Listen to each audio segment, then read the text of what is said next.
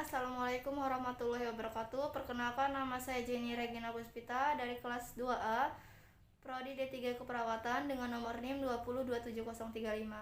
Di sini saya akan melakukan proses atau prosedur transfusi darah. Transfusi darah merupakan darah yang ditransfer dari pendonor yang golongan darahnya sesuai dan diberikan pada pasien yang membutuhkan. Transfusi darah diperuntukkan untuk orang yang terapi dan biasanya pada pasien anemia, kelainan darah seperti parasemia, itu juga membutuhkan transfusi darah. Pada pasien yang mengalami kekurangan darah seperti kehilangan atau beresiko seperti operasi besar ataupun kecelakaan. Hal yang harus diperhatikan pada saat proses transfusi darah. Transfusi darah dari segi setnya juga berbeda. Dari transfusi darah, kita lihat set transfusi darah. Jadi darah berbeda dengan infus biasa yang seperti set infus. Artinya, set infus pada transfusi darah dan set infus pada infus biasanya itu berbeda.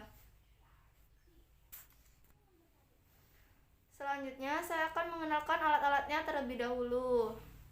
Yang pertama yaitu transfuset.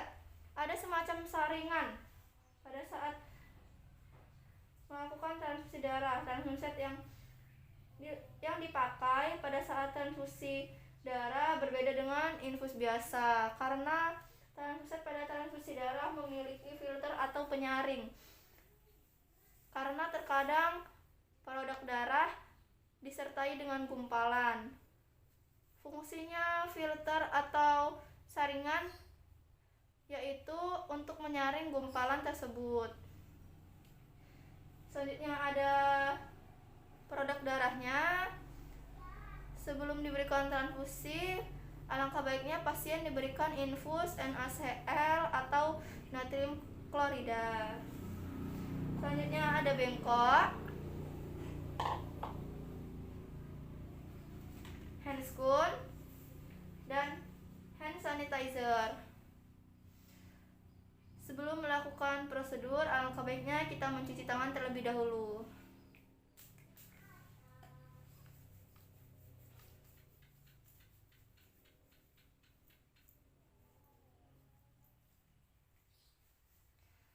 Selanjutnya yaitu tahapan prainteraksi. Selamat siang, dengan Bapak Suryono, umur 40 tahun ya Pak ya. Perkenalkan, saya perawat Jenny. Di sini saya akan melakukan transfusi darah pada Bapak. Dikarenakan Bapak kekurangan darah, jadinya Bapak harus ditransfusi darahnya. Baiklah Bapak, apakah Bapak bersedia? Selanjutnya yaitu saya akan menyiapkan alat-alatnya terlebih dahulu. Pada proses transfusi darah sama halnya kita memasang atau melakukan prosedur pemasangan infus pada pasien. Selanjutnya saya akan menggunakan handscoon terlebih dahulu.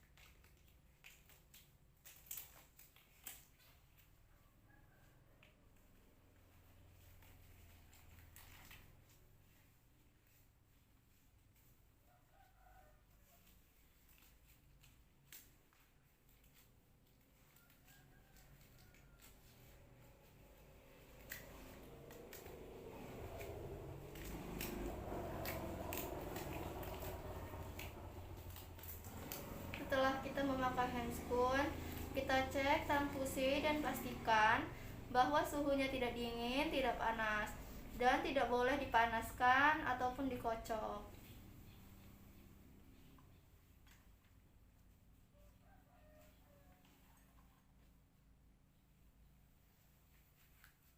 Selanjutnya, pastikan identitas sesuai golongan darah sesuai RH, data identitas benar-benar sesuai dengan identitas pasien yang dimiliki.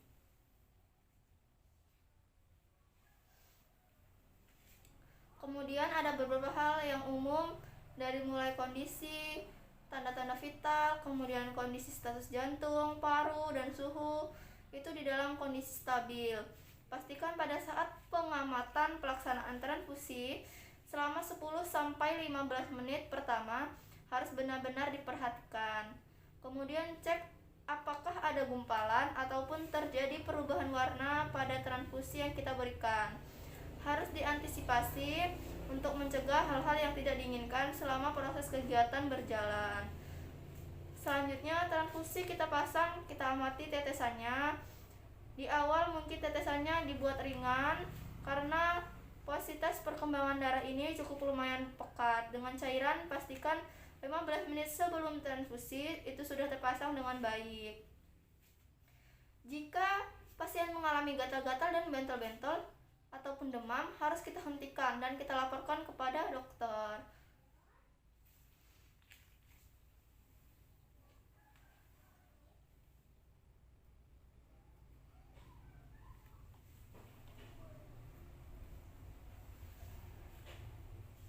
Mungkin itu saja yang dapat saya sampaikan.